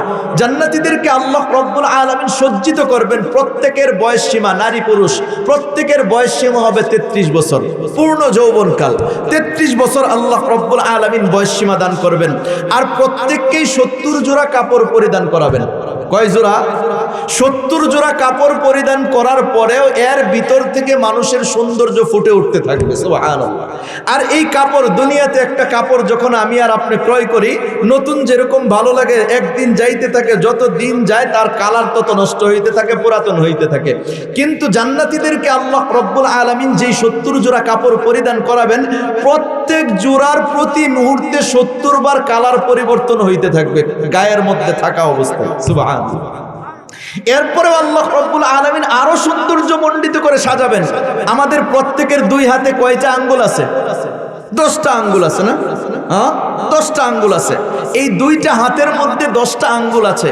এই 10টা আঙ্গুলের মধ্যে রব্বুল আলামিন আমাকে আর আপনাকে 10টা আংটি পরিধান করাবেন। কয়টা আংটি? কয়টা আংটি বলেন? 10টা আংটি পরিধান করাবেন। আর 10টা আংটির মধ্যে প্রত্যেকটা আংটির মধ্যে ভিন্ন ভিন্ন লেখা থাকবে। প্রথম আংটিতে লেখা থাকবে সালামুন আলাইকুম বিমা সাবারতুম, তোমরা যে দুনিয়াতে ধৈর্য ধারণ করেছিলে এই কারণে তোমাদের উপর শান্তি প্রবাহিত হোক। দ্বিতীয় আংটিতে লেখা থাকবে উদখুলুহা বিসালামিন আমিনিন, তোমরা নিরাপত্তার সাথে জান্নাতে প্রবেশ করো। তৃতীয় আংটিতে লেখা থাকবে তিলকাল জান্নাতুল্লাতী উরিতুমুহা বিমা কুনতুম তা'মালুন, তোমরা যে নেক আমল করেছিলে এর বিনিময়ে তোমাদেরকে এই জান্নাতের উত্তরাধিকারী বানানো হয়েছে। চতুর্থ আংটিতে লেখা থাকবে রুফিআত আনকুমুল আহজানা ওয়াল হুমুম, তোমাদের থেকে যাবতীয় দুঃখ, কষ্ট, ক্লেশ, ব্যথা, বেদনা, পেরেশানি, দুশ্চিন্তা সবকিছু দূরীভূত করে দেওয়া হয়েছে। পঞ্চম আংটিতে লেখা থাকবে আলবাসনাকুমুল হুল্লা ওয়াল হুলাল, আমি তোমাদেরকে অলংকার ও পোশাক পরিচ্ছদ পরিধান করিয়েছি। ষষ্ঠ আংটিতে লেখা থাকবে ওয়াজাওয়াজনাকুমুল হুরাল আইন, আমি তোমাদেরকে হুর আইনদের সাথে বিবাহ বন্ধনে আবদ্ধ করে দিয়েছি। আর সপ্তম আংটিতে লেখা থাকবে ফিহা মা তাশতাহিহিল আনফুস ওয়া তালাদ্দুল আয়ুন ওয়া আনতুম ফিহা খালিদুন, তোমরা তোমাদের অন্তর যা কিছু কামনা করবে, তোমাদের চক্ষু যা কিছু জোড়াবে, সব কিছু সেখানে উপস্থিত পাবে। ওয়া আনতুম ফিহা খালিদুন, তোমরা এই জান্নাতের মধ্যে চিরস্থায়ীভাবে থাকতে থাকবে। এরপরে অষ্টম আংটিতে লেখা থাকবে ওয়াফাকতুমুন নাবিয়্যিনা ওয়াস সিদ্দিকিন, তোমরা তো নবী এবং সিদ্দিকদের অনুসারী ছিলে। আর নবম আংটিতে লেখা থাকবে সিরতুম শাবাবাল লা তাহরামুন, আরে তোমাদেরকে এমন যৌবন দান করা হয়েছে যার পরে আর কোনোদিন বার্ধক্য আসবে না। আর দশম আংটিতে লেখা থাকবে সাকানতুম ফি জাওয়ার মাল্লা ইউদিল জিরান, তোমাদেরকে এমন সত্তার প্রতিবেশী করা হয়েছে যেই সত্তা তার প্রতিবেশীকে কখনোই কষ্ট দিবেন না। সুবহানাল্লাহ, জোরে সোরে বলেন না, একটু কষ্ট হচ্ছে মনে হয় না? এরকম জান্নাতে কে কে যেতে চায়? হ্যাঁ, সকলে যেতে চায়। জান্নাতের কিঞ্চিত বর্ণনা আপনাদের সামনে দিলাম। এই জান্নাতে যদি যেতে চাই, আমরা সকলেই যেতে চাই তো? কে কে যেতে চাই হাতগুলি দেখে একটু। আল্লাহ রাব্বুল আলামিন সকলকে, আমাদের সকলকে জান্নাতে একত্রিত করে দেন, বলে আমিন। আমি আর আপনি যদি এই জান্নাতে যেতে চাই, তাহলে 5টা কাজের মধ্যে অবিচল অটল থাকতে হবে। কয়টা কাজ বলেন? কয়টা কাজ? কয়টা? আরো জোরে, হইল না তো? কয়টা? 5টা কাজের মধ্যে অবিচল অটল থাকতে হবে। হযরত আবুল্লাহ সমরকন্দি রাহমাতুল্লাহ আলাইহি বলেছেন, যে ব্যক্তি জান্নাতে যেতে চায় ওই ব্যক্তির জন্য 5টি কাজে অটল অবিচল থাকা জরুরি। কয়টি কাজ? কয়টি? 1 নাম্বার মুখস্থ করে যাব ইনশাআল্লাহ, এবং নিজের জীবনে বাস্তবায়ন করব, আমলে নিয়ে আসব। রাজি আছি ইনশাআল্লাহ? 1 নাম্বার, সর্বপ্রকার গুনাহ থেকে বেঁচে থাকা। বলেন, সর্বপ্রকার গুনাহ থেকে বেঁচে থাকা। জবান খুলে সকলেই বলেন, সর্বপ্রকার গুনাহ থেকে বেঁচে থাকা। 1 নাম্বার কি? আরো জোরে বলেন। সর্বপ্রকার গুনাহ থেকে বেঁচে থাকা। যত ধরনের গুনাহ আছে সকল প্রকার গুনাহ থেকে বেঁচে থাকা। এখন আমরা চলেন একটু জেনে আসি গুনাহ কত প্রকার। গুনাহ প্রথমত 2 প্রকার। গুনাহ প্রথমত 2 প্রকার। আত-তারকুল মা'মুর, আল ফি'লুল মাহদুর। তারকে মা'মুর বলা হয় আল্লাহ রাব্বুল আলামিন এবং নবীজি সাল্লাল্লাহু আলাইহি ওয়াসাল্লাম যে সমস্ত বিষয় আদেশ করেছেন, এই আদেশকৃত বিষয়গুলো ছেড়ে দেওয়া, এটা গুনাহের প্রথম প্রকার। ভালো করে বুঝেন, আমরা অনেক সময় মিথ্যা কথা বললে গুনাহ ভাবি, এরপরে চুগলখড়ি করলে, গীবত করলে, অন্যের সম্পদ মেরে দিলে এগুলোকে গুনার অন্তর্ভুক্ত মনে করি, কিন্তু নামাজ ছেড়ে দিলে যে গুনাহ হয় এটাকে গুনাহের অন্তর্ভুক্তই মনে করি না। কথা ঠিক না ঠিক? রোজা ছেড়ে দিলে যে গুনাহ হয় এটাকে গুনাহের অন্তর্ভুক্তই মনে করি না। যাকাত আদায় না করলে যে গুনাহ হয় এটাকে গুনাহের অন্তর্ভুক্তই মনে করি না। অথচ গুনাহের সর্বপ্রথম প্রকার হলো আল্লাহ রব্বুল আলামিন যা কিছু আদেশ করেছেন এবং নবীজি যা কিছু আদেশ করেছেন এই আদেশগুলো ছেড়ে দেওয়া, এটা গুনাহের প্রথম প্রকার। দ্বিতীয় নম্বর প্রকার আল ফি'লুল মাহদুর। আল্লাহ রব্বুল আলামিন এবং নবীজি সাল্লাল্লাহু আলাইহি ওয়াসাল্লাম যেই সমস্ত বিষয় নিষেধ করেছেন, এই নিষেধকৃত বিষয়গুলো যে ব্যক্তি পালন করবে, এই পালন করা হচ্ছে গুনাহের দ্বিতীয় প্রকার। মোট কথা আমরা এতটুকু বুঝতে পারি, আদেশকৃত বিষয় ছেড়ে দেওয়া এবং নিষেধকৃত বিষয় পালন করা, এটা হচ্ছে গুনাহের প্রথম 2 প্রকার। কথা বুঝে আসছে ভাই? অপর দৃষ্টিকোণ থেকে গুনাহের আরো 2টা প্রকার আছে। এক প্রকার গুনাহ হচ্ছে যেটা আল্লাহ রব্বুল আলামিনের হক নষ্ট করার সাথে সম্পৃক্ত। আরেক প্রকার গুনাহ হচ্ছে বান্দার হক নষ্ট করার সাথে সম্পৃক্ত। এছাড়াও গুনাহের আরো 3টা প্রকার আছে আরেক দৃষ্টিকোণ থেকে। প্রথম প্রকার হচ্ছে আদ-দুনুবুশ শাইতানিয়া, শয়তান সুলভ গুনাহ। আমরা কিছু গুনাহ করি অহংকার বশত, কিছু গুনাহ করি হিংসা বশত, কিছু গুনাহ করি কূটকৌশল বশত, কিছু গুনাহ করি আত্মমুগ্ধতা বশত। এই সবগুলো কাজ হচ্ছে শয়তানের কাজ। এই শয়তানের কাজের সাথে যেহেতু এই গুনাহগুলো মিলে যায়, এই কারণে এই প্রকারের গুনাহকে বলা হয় আদ-দুনুবুশ শাইতানিয়া, শয়তান সুলভ গুনাহ। আরেক প্রকার হচ্ছে আদ-দুনুবুল ওয়াহশিয়া, হিংস্র পশু সুলভ গুনাহ। অর্থাৎ বনে জঙ্গলের মধ্যে এমন কিছু হিংস্র প্রাণী আছে যেই প্রাণীগুলো বিনা কারণে, বিনা অপরাধে অন্য প্রাণীর উপর ঝাঁপিয়ে পড়ে। বলেন তো, বাঘ আর সিংহ হরিণের উপর যে ঝাঁপায়া পড়লো, হরিণ এই বাঘ সিংহের কি ক্ষতিটা করেছে? করেছে কোনো ক্ষতি? তাহলে বনে জঙ্গলের মধ্যে এমন কিছু প্রাণী আছে যেই প্রাণীগুলো অন্য প্রাণীর উপর বিনা অপরাধে, বিনা কারণে ঝাঁপায়া পড়ে, এতেই তারা আনন্দ ভোগ করে। মানুষের মধ্যে এমন কিছু মানুষ আছে যারা বিনা কারণে বিনা অপরাধে অন্যের ক্ষতি করতে পছন্দ করে, আছে না নাই? অন্যের ক্ষতি করে বিনা কারণে বিনা অপরাধে অন্যের উপর ঝাঁপায়া পড়ে, এইটাই তার মনের শান্তি। এরকম লোক আছে না নাই? এই যে আছে, এই প্রকারের গুনাহটা যেহেতু ওই হিংস্র পশুর সাথে মিলে যায়, এই কারণে এই প্রকারের গুনাহকে বলা হয় আদ-দুনুবুল ওয়াহশিয়া, হিংস্র পশু সুলভ গুনাহ। আরেক প্রকার গুনাহ হচ্ছে আদ-দুনুবুল বাহিমিয়া, সাধারণ জন্তু সুলভ গুনাহ।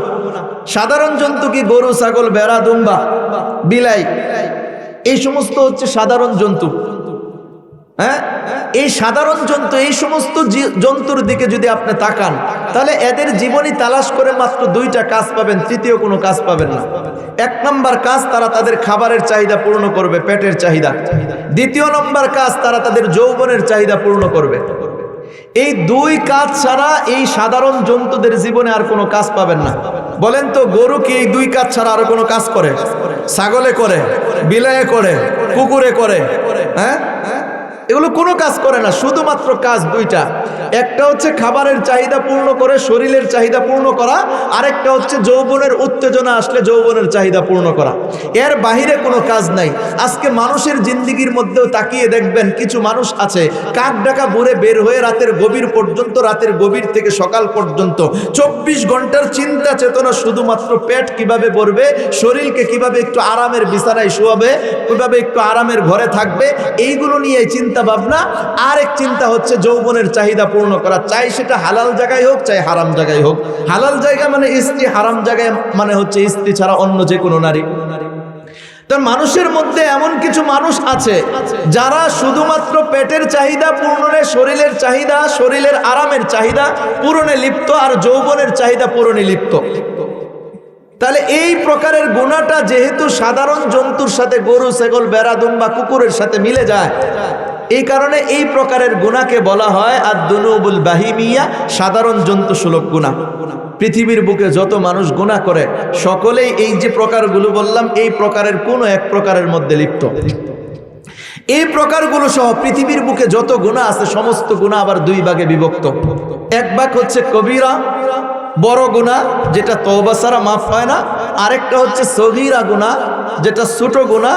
এইটা অনেক সময় বান্দার নেক আমলের বিনিময়ে আল্লাহ রাব্বুল আলামিন মাফ করে দেন, ক্ষমা করে দেন।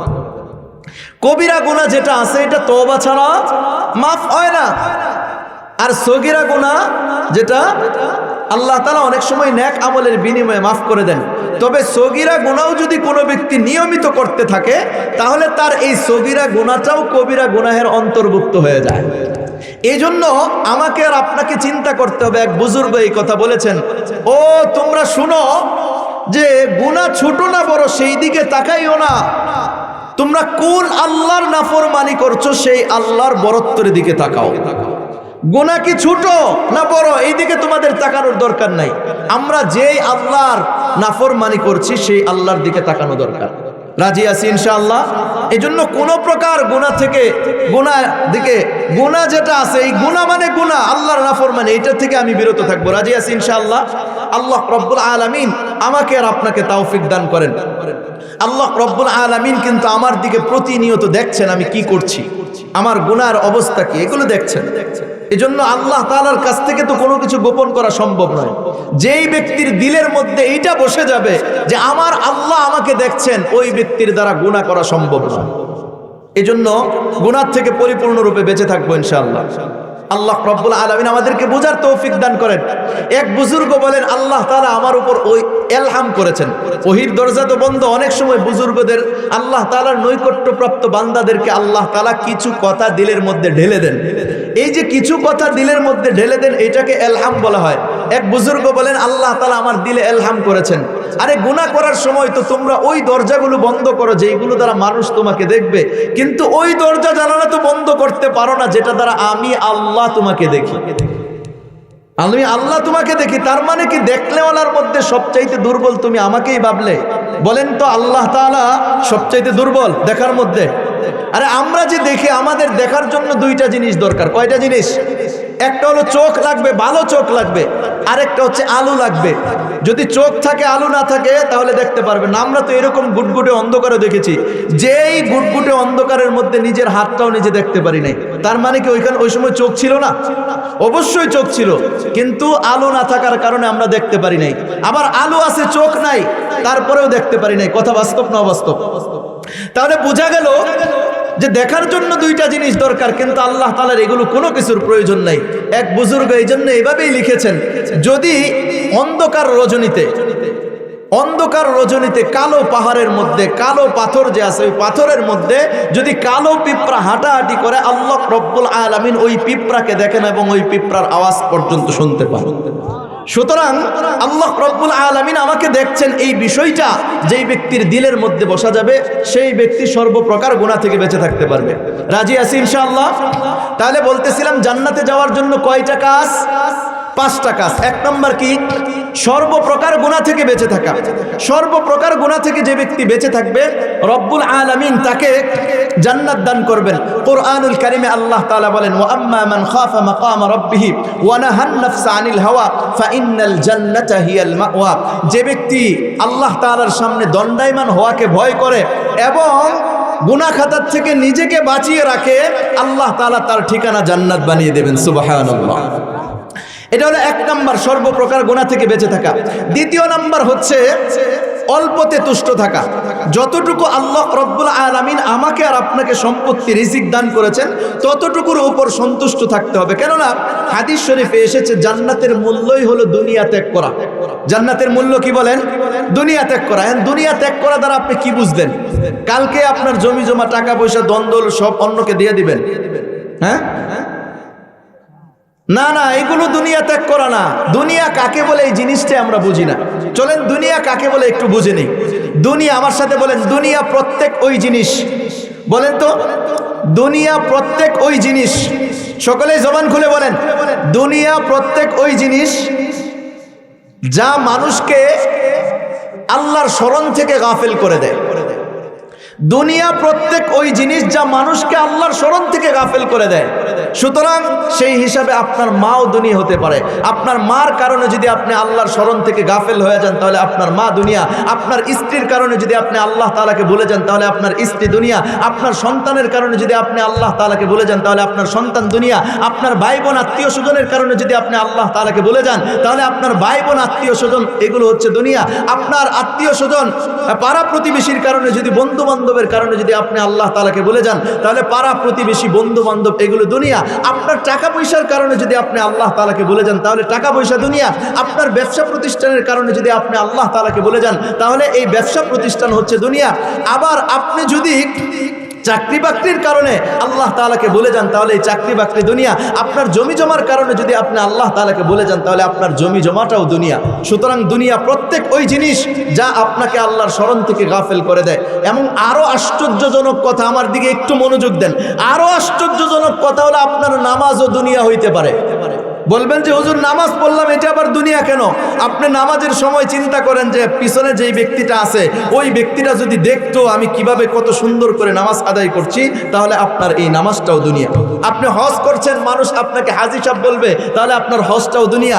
আপনি যাকাত দান খয়রাত করতেছেন, আপনি চিন্তা করছেন আমার নামের শুরুতে দানবীর লেখা হবে, তাহলে এই দান খয়রাতটাও দুনিয়া। আপনি যাকাত আদায় করছেন, এই ক্ষেত্রেও যদি চিন্তা করেন আমি যাকাত আদায় করছি, মানুষ আমাকে বলবে এই এলাকার মধ্যে সবচাইতে বেশি যাকাত দেনে, তাহলে এই যাকাত দেওয়াটাও দুনিয়া। দুনিয়া প্রত্যেক ওই জিনিস যা মানুষকে আল্লাহর স্মরণ থেকে গাফেল করে দেয়। এই কারণে এক বুজুর্গ হজ করতে যায়, দেখেন এক ব্যক্তি কাবার গিলাফ ধরে কাঁদতেছেন, কাবার গিলাফ ধরে কান্নাকাটি করতেছেন। চিন্তা করলেন আমি একটু মুরাকাবার মধ্যে উপলব্ধি করার চেষ্টা করি তো এই ব্যক্তির হালতটা কি। এরপরে চিন্তা ভাবনা করে দেখলেন যে এই ব্যক্তির দিলের মধ্যে আল্লাহ তাআলা অনুপস্থিত। এই ব্যক্তি চিন্তা করতেছে আমি এই কাবার গিলাফ ধরে কাঁদতেছি, আমি যাদেরকে নিয়ে হজে আসছি আমার সাথীবর্গরা যদি দেখতো কাবার গিলাফ ধরে কিভাবে কান্নাকাটি আমি করতেছি, তাহলে বোঝা গেল এই কাবার গিলাফ ধরে কান্নাকাটিটাও দুনিয়া, এটা আখিরাত নয়। আবার তিনি বলেন আমি গেলাম মিনার ময়দানে, এক যুবককে দেখলাম সে ব্যবসার মধ্যে লিপ্ত, অনেক বেচা কিনা হচ্ছে, ডানে বামে তাকানোর কোনো সুযোগ পাচ্ছে না। চিন্তা করলাম দেখি তো এই যুবকের হালত কি। তিনি বলেন যে 1 সেকেন্ড সময়ের জন্য এই যুবকের দিলে আল্লাহর স্মরণ থেকে গাফেল নয়। সে আল্লাহ তাআলার স্মরণে আছে, জিকির আজগারে আছে, তার এই ব্যবসা বাণিজ্যটাও আখিরাত, দুনিয়া নয়। এজন্য হযরত আব্দুর রহমান ইবনে আউফ রাদিয়াল্লাহু তাআলা আনহুর নাম শুনেছেন, তিনি জান্নাত দুনিয়া থেকে জান্নাতের সার্টিফিকেট নিয়ে গেছেন। অথচ ধনাঢ্য কত বড় ধনী ব্যক্তি ছিলেন, তার একটা বর্ণনা আপনাদের সামনে দেই, সংক্ষিপ্ত একটা বর্ণনা। আব্দুর রহমান ইবনে আউফ রাদিয়াল্লাহু তাআলা আনহু যখন ইন্তেকাল করেছেন তখন তার 4 জন স্ত্রী ছিল। কয়জন বলেন? 4 জন স্ত্রী। আপনারা জানেন যখন স্বামী মারা যায় তো স্বামীর সম্পত্তির 8 ভাগের 1 ভাগ পায় স্ত্রীরা। কয় ভাগের? 8 ভাগের 1 ভাগ। ওই জামানায় হযরতে আব্দুর রহমান ইবনে আউফ রাদিয়াল্লাহু তাআলা আনহু যখন মারা গেছেন, ওই জামানায় টাকা পয়সা এই কাগজের ছিল না, স্বর্ণের টাকা ছিল। কিসের? স্বর্ণের মুদ্রা ছিল। তিনি যখন মারা গেছেন তার জমি জমা, ব্যবসা বাণিজ্য, বাড়িঘর এইগুলো বাদ দিয়া শুধুমাত্র প্রত্যেক স্ত্রী ওই জামানায় 80,000 স্বর্ণ মুদ্রা করে পেয়েছেন। তাহলে বুঝেন কি পরিমাণ ধনাঢ্য ব্যক্তি ছিলেন, কিন্তু দুনিয়ার থেকে জান্নাতের সার্টিফিকেট নিয়ে গেছেন। এই দুনিয়ার এই সম্পদ তাকে আল্লাহর স্মরণ থেকে গাফেল করতে পারেনি। এজন্য আমি আর আপনি যদি যা কিছু আল্লাহ তাআলা যতটুকু দিয়েছেন এতটুকুর উপর সন্তুষ্ট থাকতে পারি, তাহলে আল্লাহ রব্বুল আলামিন আমাকে জান্নাত দান করবেন। তো বলতেছিলাম জান্নাতে যাওয়ার জন্য কয়টা কাজের মধ্যে অবিচল অটল থাকতে হবে? 5টা। 1 নাম্বার কি? সর্বপ্রকার গুনাহ থেকে বেঁচে থাকা। 2 নাম্বার বলেন? অল্পতে তুষ্ট থাকা। 3 নাম্বার আগ্রহ, বাধ্য হয়ে নামাজ পড়তেছি, বুড়া হয়ে গেছি, এখন না গেলে মানুষ কি বলবে, এরকম না, বরং আগ্রহের সাথে নেক আমল করা। কুরআনুল কারীমে আল্লাহ তাআলা বলেছেন, তিলকাল জান্নাতুল্লাতী উরিতুমুহা বিমা কুনতুম তা'মালুন, তোমরা যে নেক আমল করো এই নেক আমলের বিনিময়ে তোমাদেরকে জান্নাতের উত্তরাধিকারী বানানো হবে। তাহলে আগ্রহের সাথে নেক আমল করা এবং এইভাবে নেক আমল করা, উপলব্ধি করা, এটাই আমার জীবনের শেষ নেক আমল এবং আল্লাহ তাআলা এই নেক আমলের বিনিময়ে আমাকে মাফ করে দিবেন, এরকম ধ্যান খেলের সাথে আগ্রহের সাথে নেক আমল করা। এরপরে 4 নাম্বার হক্কানি বুজুর্গ উলামায়ে কেরামের সাথে সুসম্পর্ক রাখা। হক্কানি বুজুর্গ উলামায়ে কেরামের সাথে সুসম্পর্ক রাখা। কেননা আল্লাহ রব্বুল আলামিন জান্নাতের মধ্যে আখিরাতের ময়দানে একটা পর্যায়ে আল্লাহ তাআলা উলামায়ে কেরামদেরকে সুপারিশ করার অনুমতি প্রদান করবেন। তখন তারা তাদের পরিচিত জন মহাব্বতের ব্যক্তিবর্গদেরকে সুপারিশ করে জান্নাত পর্যন্ত পৌঁছায় নিতে পারবে। এজন্য আকতিরুল ইখওয়ান ফা ইন্না লিকুল্লি আখিন শাফাআতান ইয়াউমাল কিয়ামা, অধিক পরিমাণে নেককার বন্ধু বৃদ্ধি করতে বলা হয়েছে। উলামায়ে কেরামের সাথে সুসম্পর্ক কায়েম করতে বলা হয়েছে। আলেমদের ব্যাপারে একটা হাদিস আসছে, কোনো ব্যক্তি যদি কোনো আলেমের চেহারা দেখে একটু খুশি হয়, আনন্দিত হয়, আল্লাহ তাআলা তার জন্য একজন ফেরেশতা নিযুক্ত করেন, যেই ফেরেশতা কিয়ামত পর্যন্ত তার জন্য মাগফিরাতের দোয়া করতে থাকে। তো কত বড় ফজিলতের বিষয়। এজন্য আমরা আলেমদের সাথে সুসম্পর্ক কায়েম করতে রাজি আছি ইনশাআল্লাহ। কার কার পাক্কা নিয়ত ইনশাআল্লাহ? আল্লাহ তাআলা আমাদেরকে তৌফিক দান করেন। 5 নাম্বার জান্নাত লাভের জন্য দোয়া করা, জাহান্নাম থেকে মুক্তি পাওয়ার জন্য দোয়া করা। আমি জান্নাত লাভের জন্য আল্লাহ তাআলার কাছে দোয়া করব, আল্লাহ আপনি আমাদেরকে জান্নাত দান করেন, জাহান্নাম থেকে মুক্তি প্রদান করেন, মুক্তি দান করেন। এটা হলো 5 নাম্বার। হাদিস শরীফে এসেছে যেই ব্যক্তি দৈনিক 3 বার, কয়বার? 3 বার আল্লাহ তাআলার কাছে জান্নাত চাইবে, জান্নাত তার জন্য দোয়া করে, আল্লাহুম্মা দুখুলহুল জান্নাহ, হে আল্লাহ আপনি তাকে জান্নাত দিয়ে দেন। সুবহানাল্লাহ। কয়বার চাইলে? কে কে চাইতে পারবো দৈনিক? সকলেই 3 বার চাইবো জান্নাত আল্লাহর কাছে, আল্লাহ তাআলার কাছে জান্নাত দোয়া করবে, আল্লাহুম্মা দুখুলহুল জান্নাহ, হে আল্লাহ আপনি তাকে জান্নাত দিয়ে দেন। আবার 3 বার যদি কোনো ব্যক্তি জাহান্নাম থেকে মুক্তি চায়, তাহলে জাহান্নাম ওই ব্যক্তির জন্য দোয়া করে, আল্লাহুম্মা আজিরহু মিনান নার, হে আল্লাহ আপনি আমার এই জাহান্নাম থেকে তাকে মুক্ত করে দেন। তাহলে আমরা যদি নবীজির শিখানো ভাষায় দোয়া করতে চাই তাহলে এভাবে দোয়া করতে পারবো। আল্লাহ, আমার সাথে পড়েন, আল্লাহুম্মা ইন্না নাসআলুকাল জান্নাতা ওয়া নাউযু বিকা মিনান নার, আল্লাহুম্মা ইন্না নাসআলুকাল জান্নাতা ওয়া নাউযু বিকা মিনান নার। এভাবে আমরা দোয়া করব নবীজির শিখানো ভাষায়। আর যদি নবীজির শিখানো ভাষা আমরা না পারি তাহলে আল্লাহ আপনি আমাকে জান্নাত দান করেন, জাহান্নাম থেকে মুক্তি দান করেন। আমার ভাষাই বলি, তারপরেও আল্লাহ রব্বুল আলামিন আমাকে আর আপনাকে জান্নাত দান করবেন, জাহান্নাম থেকে মুক্ত করে দিবেন। আমি আপনাদের কাছে বলতেছিলাম, আমি আপনাদের কাছে আপনাদের সামনে সূরাতুল মুমিনুনের প্রথম 10টি আয়াত তিলাওয়াত করেছিলাম। এই 10টি আয়াতের যে প্রথম আয়াতটি, প্রথম আয়াতের যে প্রথম শব্দ কাদ আফলাহা, অবশ্যই সফল কাম হয়ে গেছে। এই সফলতা কাকে বলে, কারা পাবে, এই সম্পর্কে আপনাদেরকে কিছু কথা বলতেছিলাম। এই সফলতা তারা পাবে যারা দুনিয়ার থেকে আল্লাহ রব্বুল আলামিনের গোলামি করে এই যে 5টা কাজ বললাম, এই 5টা কাজের মধ্যে অটল অবিচল থাকতে পারবে, ওই জান্নাতে পৌঁছতে পারবে। মুফলিহুন তথা আল্লাহ রব্বুল আলামিন ইঙ্গিতে কিছু ব্যক্তিদেরকে জান্নাতি বলেছেন। মুফলিহুন শব্দের অর্থ কি? সফলতার অর্থ কি বলছি? যে আমাদের যাবতীয় চাহিদা পূর্ণ হবে সাথে সাথেই, এবং কোনো ধরনের দুঃখ কষ্ট ক্লেশ ব্যথা বেদনা থাকবে না। এটা হচ্ছে সফলতার অর্থ। আর কোরআনুল কারিমে আল্লাহ রব্বুল আলামিন যাদেরকে মুফলিহুন বলেছেন, স্যার একটু মেহরবানি করে উপরে চলে আসেন, একটু মেহরবানি করে আসেন। আমার স্যার নিচে বসে আমি কথা বলবো, এটা হয় না। আমি শেষ করে দিচ্ছি একেবারে। তো বলতেছিলাম এই কথা যে মুফলিহুন তথা ইঙ্গিতে আল্লাহ রব্বুল আলামিন কিছু ব্যক্তিদেরকে জান্নাতি বলেছেন। যেমন গায়েবের প্রতি ঈমান যারা বিশ্বাস স্থাপন করে, এদেরকে আল্লাহ রব্বুল আলামিন ইঙ্গিতে জান্নাতি বলেছেন। যেমন আল্লাযীনা ইউমিনুনা বিল গায়ব ওয়া ইউকিমুনাস সালাতা ওয়া মিম্মা রাযাকনাহুম ইউনফিকুন ওয়াল্লাযীনা ইউমিনুনা বিমা উনজিলা ইলাইকা ওয়া মা উনজিলা মিন ক্বাবলিক ওয়া বিল আখিরাতি হুম ইউকিনুন উলাইকা আলা হুদাম মির রাব্বিহিম ওয়া উলাইকা হুম মুফলিহুন। যারা গায়েবের প্রতি বিশ্বাস স্থাপন করে, নামাজ কায়েম করে, আল্লাহ তাআলা যা দিয়েছেন তার থেকে খরচ করে, পূর্ববর্তী আসমানি কিতাবের উপর এবং নবীজির উপর যা নাজিল হয়েছে এটার উপর বিশ্বাস স্থাপন করে, আখিরাতের দিনের উপর বিশ্বাস স্থাপন করে, রব্বুল আলামিন বলেন এরাই আল্লাহ তাআলার পক্ষ থেকে হেদায়েতপ্রাপ্ত, এরাই হলো মুফলিহুন তথা আল্লাহ তাআলা এদেরকে ইঙ্গিতে জান্নাতি বলেছেন। অন্যত্র আল্লাহ তাআলা বলেন ওয়াতুবু ইলাল্লাহি জামিআন আইয়ুহাল মুমিনুনা লাআল্লাকুম তুফলিহুন। যারা আল্লাহ তাআলার নিকট তওবা করে এদেরকে আল্লাহ রব্বুল আলামিন সফলতা দান করবেন তথা ইঙ্গিতে এদেরকেও জান্নাতি বলেছেন। ওয়া মান ইউকা শুহা নাফসি ফাউলাইকা হুমুল মুফলিহুন। যারা কৃপণতার থেকে বেঁচে থাকে তারা হলো সফলকাম তথা আল্লাহ তাআলা যারা কৃপণতার থেকে বেঁচে থাকে এদেরকেও ইঙ্গিতে জান্নাতি বলেছেন। কাদ আফলাহা মান তাযাক্কা। যারা আত্মশুদ্ধি করেছে তারা সফলকাম, আল্লাহ তাআলা তাদেরকেও ইঙ্গিতে জান্নাতি বলেছেন। যারা ধৈর্য ধারণ করে এবং তাকওয়া অবলম্বন করে এদেরকেও আল্লাহ তাআলা ইঙ্গিতে জান্নাতি বলেছেন। ইয়া আইয়ুহাল্লাযীনা আমানুসবিরু ওয়াসাবিরু ওয়ারাবিতু ওয়াত্তাকুল্লাহা লাআল্লাকুম তুফলিহুন। হে ঈমানদারগণ, তোমরা যারা ধৈর্য ধারণ করবে এবং তাকওয়া অবলম্বন করবে তাহলে তোমরা সফলকাম হতে পারবে তথা তাদেরকেও ইঙ্গিতে জান্নাতি রব্বুল আলামিন বলেছেন। এরপরে আল্লাহ রব্বুল আলামিন আরো বলেছেন ওয়ালতাকুম মিনকুম উম্মাতুন ইয়াদউনা ইলাল খায়রি ওয়া ইয়া'মুরুনা বিল মা'রুফ ওয়া ইয়ানহাউনা আনিল মুনকার ওয়া উলাইকা হুমুল মুফলিহুন। যারা সৎ কাজের আদেশ করবে এবং অসৎ কাজ থেকে বারণ করে তথা দাওয়াতের কাজ করে, দাওয়াত ও তাবলীগের মেহনত করে, ওয়ায়া'মুরুনা ওয়ালতাকুম মিনকুম উম্মাতুন ইয়াদউনা ইলাল খায়রি ওয়া ইয়া'মুরুনা বিল মা'রুফ ওয়া ইয়ানহাউনা আনিল মুনকার ওয়া উলাইকা হুমুল মুফলিহুন। তারাও সফলকাম তথা তাদেরকেও আল্লাহ রাব্বুল আলামিন ইঙ্গিতে জান্নাতি বলেছেন। ফাআমিনু বিল্লাহি ওয়া রাসূলিহি ওয়া আযযারুহু ওয়া নাসারুহু ওয়াত্তাবাউন নূর আল্লাযী উনজিলা মাআ উলাইকা হুমুল মুফলিহুন।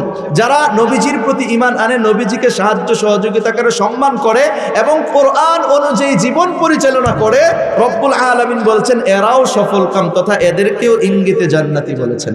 এই সফলতা আমরা কে কে অর্জন করতে চাই?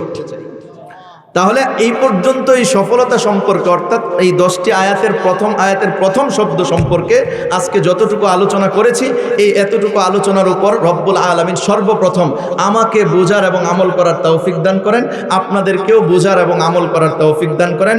ওয়া আখিরু দাওয়ানা আলহামদুলিল্লাহি রাব্বিল আলামিন।